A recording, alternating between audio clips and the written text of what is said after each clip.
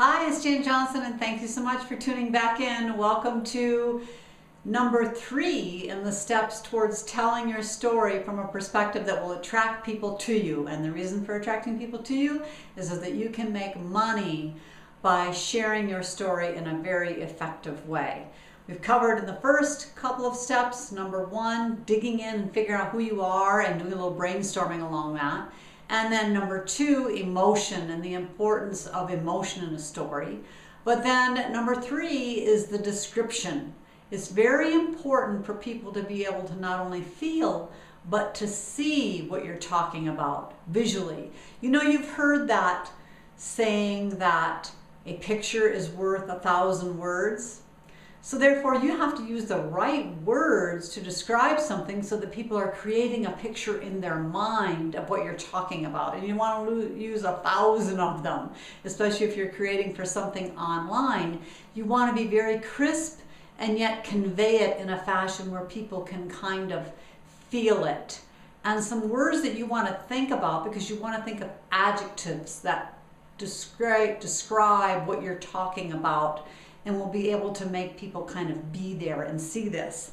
And so I've written down here, first of all, you want to write adjectives that make them feel. That goes into the emotion that we talked about in the previous step, being number 2. And then taste. How does it taste? How did I feel? How did you feel? How did it taste?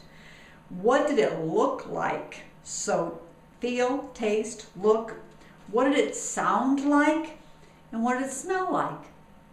Think of those things as you go through the process of telling your story. For instance, you might want to say, I could smell the fresh pineapple from 10 feet away. And I looked up and I saw this beautiful woman with long black hair down to her knees, and she was giving out samples. And this was just immediately after I got off the plane on my trip to Hawaii. Very quickly, the person is kind of in that scene when you're doing that. Like, what else is going to happen for you? If that's how it started out, how great is that? Now, that's just conveying. I'm just trying to give you off the cuff here something to think about as you're using adjectives to describe what you're talking about.